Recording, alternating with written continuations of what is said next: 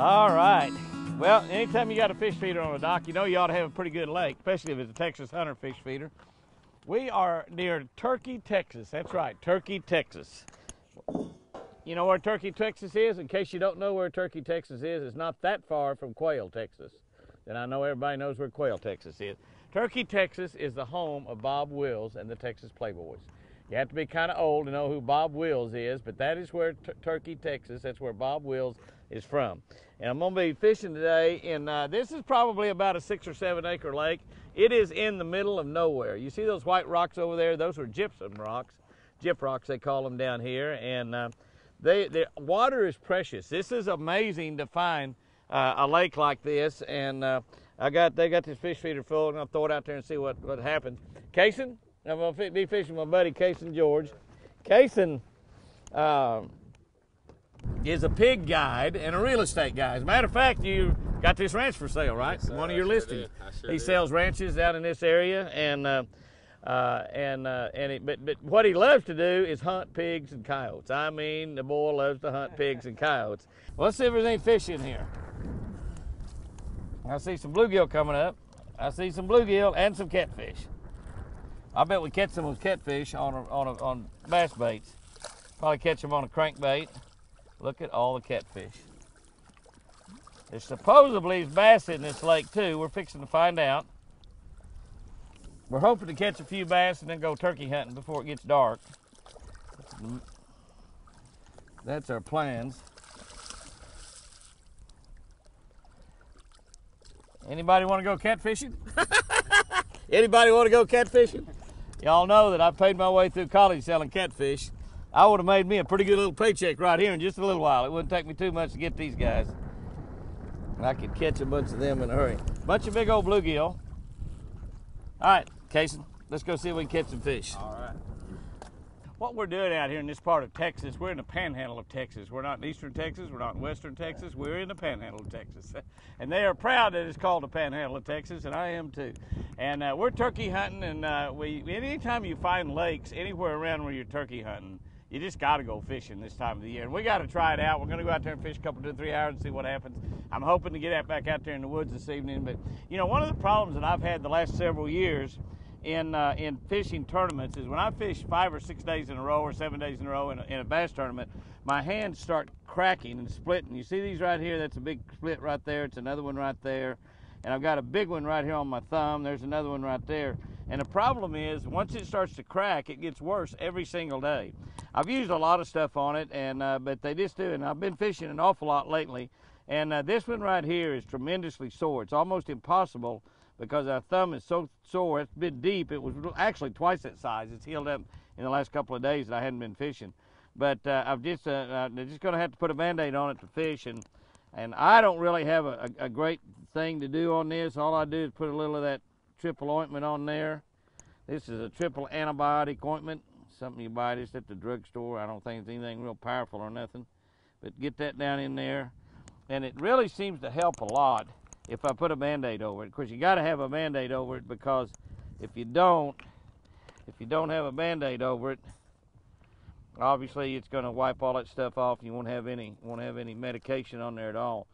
So this is a terrible thing to have to do when you're fishing. But when you fish a lot like I do, and you got hands that get kind of dry, this is exactly what happens. So I'm going to come in here and put that Band-Aid on, try to get us by today.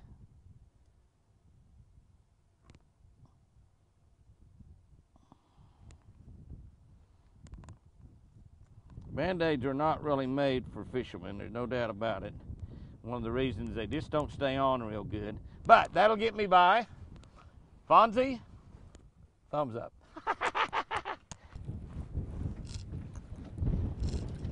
There it is. Tiny, tiny. Little guy, huh? Yeah. Well, Well, I was hoping I'd catch the first fish and outfish you. that's just part of a fish there. Little bitty fish.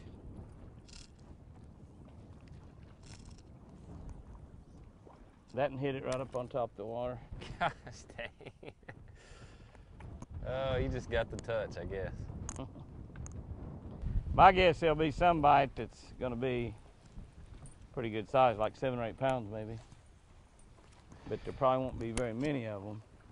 What do you recommend on, you know, as far as managing a pond this size? Or well, the main thing is, of course, you have to fish a little bit more before you can really tell. But from what I've seen already, the main thing would be probably to fertilize it. Fertilize it, cut this watercolor down where it's not so clear, and it'll be a lot more fertile. The fish will grow a lot healthier and larger, and then the next thing is to get more bait in here, and that's kind of a difficult situation because the majority of what bait is in here now, they're eating little bass and they're eating those bluegill probably, and that's probably about it. I haven't really seen any crawfish holes, so I don't know if there's crawfish or not. Maybe there is, maybe there's not. It's a nice lake. I mean, it's a nice lake. Crawfish might be something that you get them started, they go real good. They're real high protein. They'll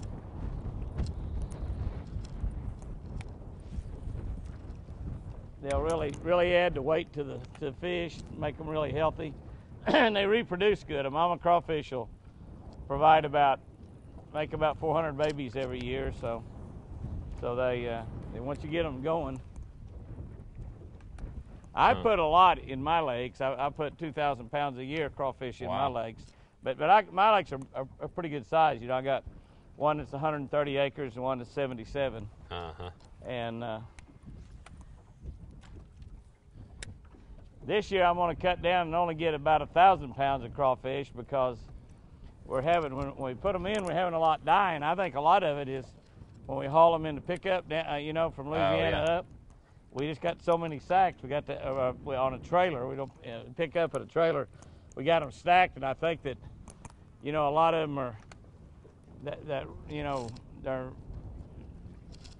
being injured and losing oxygen and stuff on that trip up from Louisiana, and that's why we have a lot die. As far as controlling the bluegill, would you recommend, you know, catching some of them out of here? And no. Are they good to have? They're good to have, yeah. Yeah, bluegill, of course, and you know, it doesn't hurt to catch those larger bluegill. Look how fat that rascal is, too. Oh. Dang, he wasn't coming off there either. He's hooked good.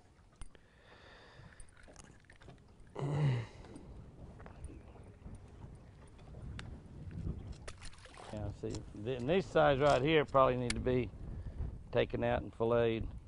There's not much to them, but it's just one of them deals. You kind of need to take them out, huh? They're not overly stocked. I mean, doesn't seem like there's like a jillion of them. Now these fish are not young fish. Those fish are stunted. Is what the deal is. Is it? Yeah, they're stunted because they don't have enough of the right stuff for them to eat, and so they just don't grow. And look at that one. He had a hold of the end of that worm, and when I set the hook, I hooked him down underneath. We can eat him if we need to. Yeah, that's exactly what you need to do. Is you need to fill up the live well. Well, sorry about that. But you need to keep them out. You got a fillet knife on you? I don't. So we could cook them at the ranch house tonight or tomorrow, or. But he don't care. Yeah, well, it'll help the lake really. I mean, you really need to get those small size out because. There's another one. See, all of these are roughly the same size. Mm-hmm. That's because they get up to this size and they sort of stop growing. Now, if I get plenty of food in here, and one of the things you do is fertilizing the lake. But you fertilize the lake that you want to keep some of them. I mean, we can. We got a live well, and we fertilize and create an algae bloom. And it'll turn the water, you know, it cause the water to be dingier, a lot better color on your water. But what you're doing when you fertilize You build a food chain all the way up from the bottom, all the way up from the plankton, phytoplankton, all the way up to the top of the food chain, which is a bass. If it was me, I would get rid of all those catfish too.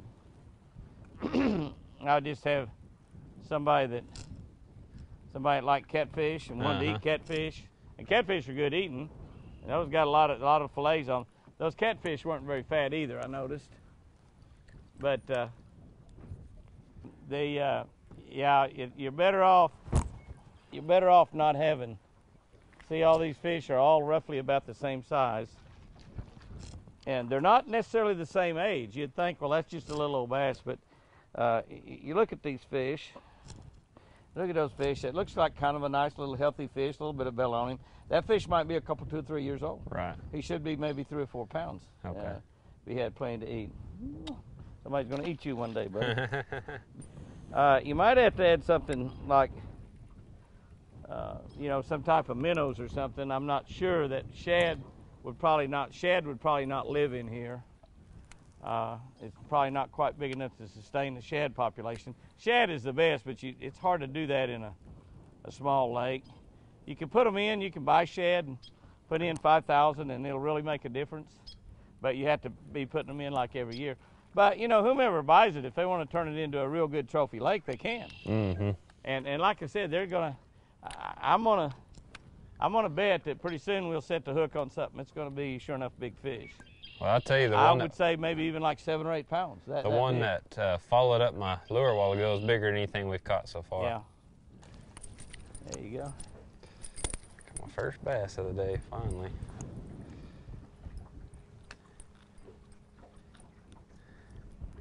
That little fish that had my worm, stole my worm, and got your spinnerbait, huh? Yeah, he did. Isn't that something? Brought your worm back to you. Yeah, trying to give it back to me. They'd only do that to Jimmy Houston, bring your worm back to you. Here's your worm back, sir. Here's one. Little one. Another little one. I want to get one of those 3-pounders I saw follow your spinnerbait up. There he is. A little bit bigger, isn't he? That's what we're looking for. That's looks just like a bass, only smaller. Yeah. Looks just like a bass, only smaller. That bluegill. The place is just jammed with bluegill, which means, look at the size of that bluegill. That's a really, really healthy bluegill. A whole bunch of those right there. You can't even hardly get your hand around that. Look at that. I can just barely get my hand around that bluegill. He's so big. That's a huge bluegill. It weighs about 1 pound. Huge bluegill. Beautiful, beautiful fish. Oh, I didn't mean to drop you.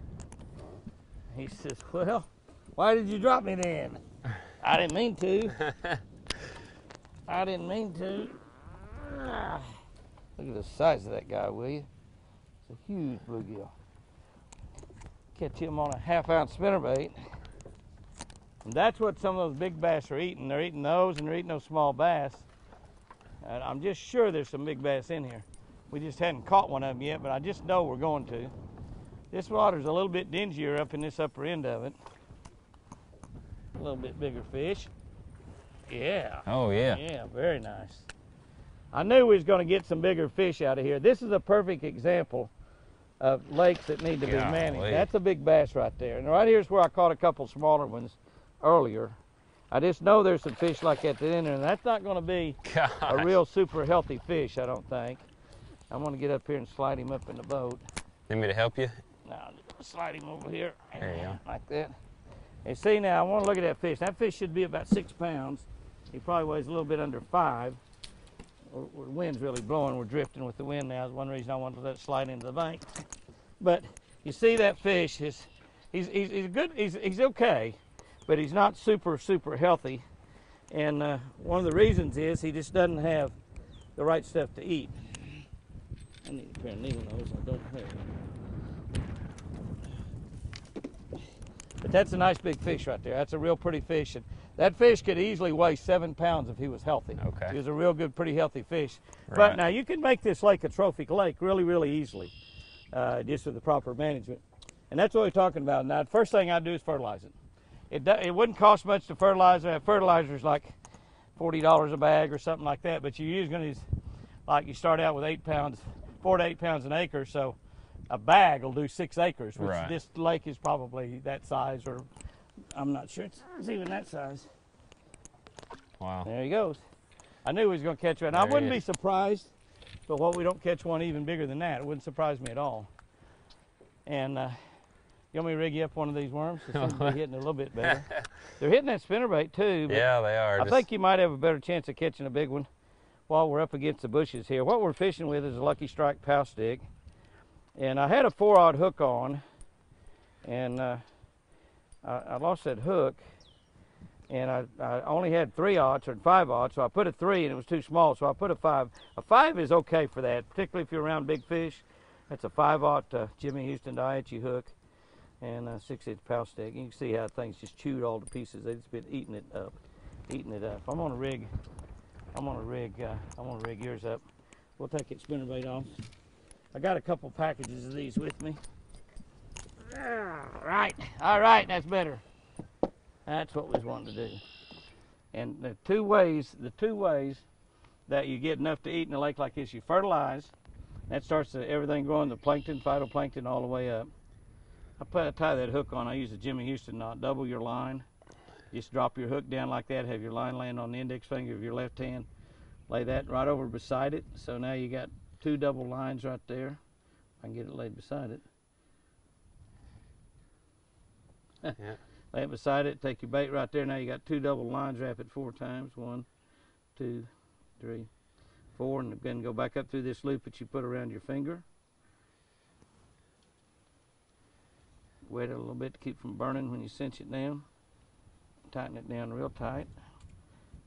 That loop, the loop is what you put through the eye of the hook, and you got your loop and your tag end to cut off. Just take your scissors, cut that off, and that's a pure 100% knot. They used to think you couldn't tie 100% knots till I invented that one. And you can tie 100% knot with that one. That's the color I caught on, so I'm going to put the same color on for you. And one of the key things when you're rigging these little pow sticks is not to stick the point of the hook too far into the worm. The biggest mistake that people use when using a sinking worm is they want to run it down here a 1/2 inch or 3/4 inch. You don't want to do it. You see what I'm doing there? About a 1/4 inch max. And the reason I'm doing that is once I wind it around there, I don't want to pull my worm up past that eye or that knot. And I want it right in that bend, and when you have it in that bend, that takes all of the pressure off the worm. You see what I've done right there? Mm-hmm. It's not up over this, it's just in there, so it takes all of the pressure off the worm. It also allows you to rig it straight. Now you want to turn it over, come back here and just lay it back down beside it like I've done right there, and now you put your thumbnail right where the outside bend of that hook is. Come in here, and I want to come in at a little bit of an angle, going forward. Now I've got a worm that's perfectly straight. I want that worm to be perfectly straight. On, yeah. Now you can leave it open if you want, or I go back in and just skin hook. We call it skin hooking, so it's just right in there. So that's still weedless, and you'll catch a lot more fish per worm than if you put it on further up there, like everybody likes to do. That's just kind of a little I appreciate trick to let your worms go a little bit further. Got one? Yes, sir. It didn't take long, did it? That didn't take long. Didn't take long. It's a great bait to That was awesome. catch them in really clear water. Catch them all kinds of water, but the real clear water bait, because it's just kind of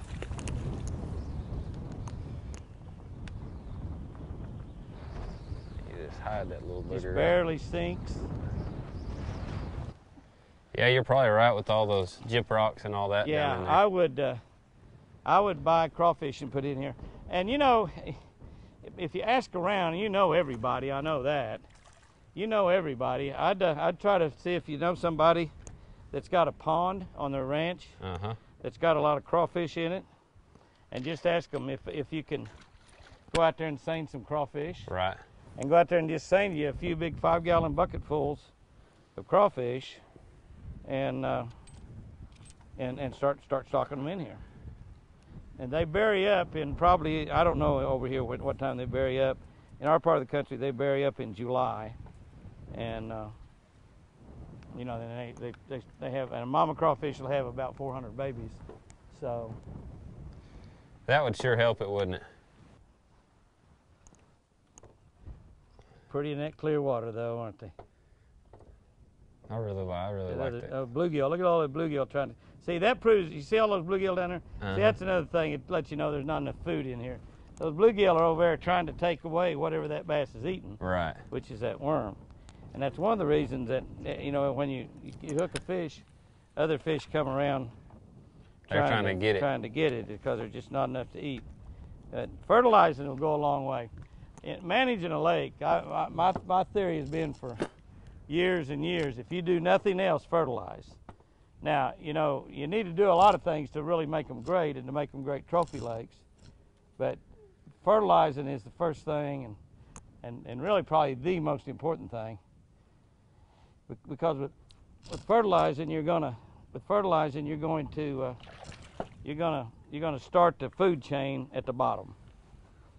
And you know, plankton and phytoplankton, you know, those are living organisms, and they're like in the, you see how skinny that fish is there? You can see that's the problem. That fish is probably a 2 or 3 year old fish. Should weigh probably 3 pounds. But they're a living organism, and you know, if you have a lake that's really good, you have just literally billions of them in the lake. And they're little tiny things, and you can go down, like at my lake, you can go down at the dock at night and with a light, or we got lights on the dock, and around those lights there'll just be millions of them, and they're moving and glistening, just look like, but they're little tiny, and that's what the little tiny bait fish has got to eat, a little tiny bass, a little tiny crappie, a little tiny bluegill, and you got to have that, you got to have all that in there to start the food chain upright from the bottom. And when you do that, then it continues up, you know, like it's supposed to. Mother Nature will cause it, if you could, and you'll start having really good bass spawns, really good bluegill spawns, really good crappie spawns. And like I said, I'd get rid of the catfish here. I'd try to, you won't ever catch them all, but you should be able to catch most of them. A lot of people stock catfish in these kind of places because they like to catch catfish, but they are really competition for the food for your bait fish. Always heard my whole life, you know, as far as time of day, you know, you only want to fish in the morning, only want to fish late afternoon. Is that about, I mean, what's your opinion on something like that? Fish all day. Fish all day. Go early, stay late. Just fish all day, that's what I'm talking about.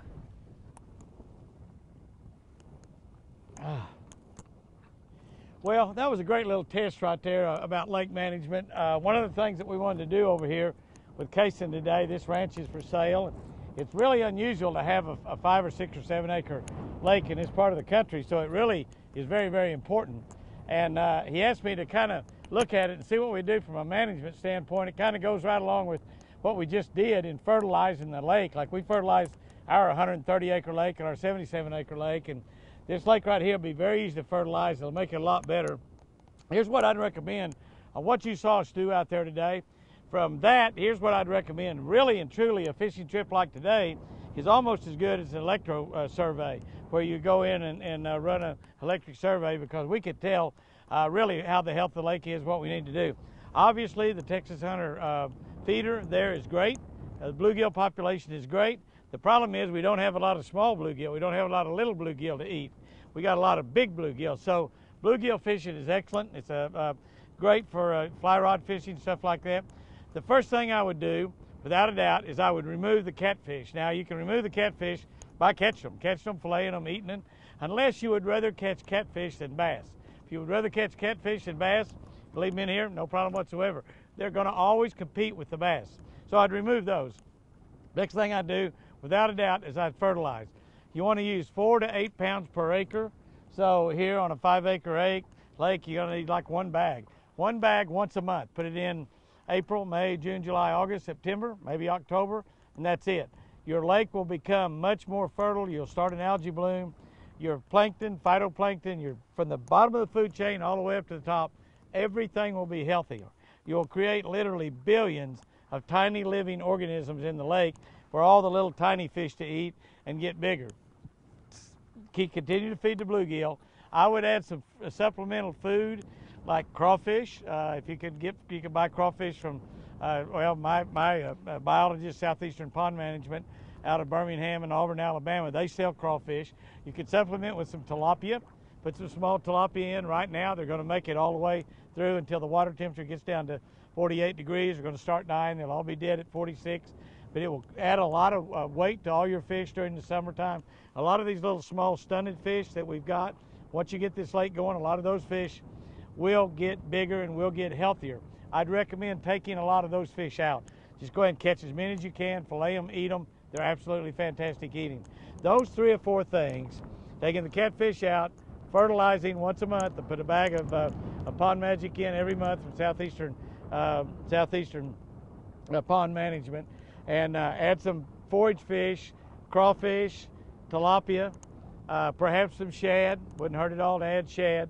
Add some bait fish in there, and this lake could turn from a beautiful lake in the middle of the panhandle of Texas to a great big bass lake, producing really, really giant luckerfish fish. So if you own a place like this somewhere around western Oklahoma, the panhandle of Texas, panhandle of Oklahoma, New Mexico, a lake like this, it's built around these canyons, really, really beautiful clear water. You can make trophy bass lakes out of them, but just following the principles that I've been talking about. If you are fishing at one of those, a sack of that fertilizer costs you about 50 bucks. You're going to use about 5 or 6 of them through the course of the year. For $250 or $300, you can turn that lake into a much better lake.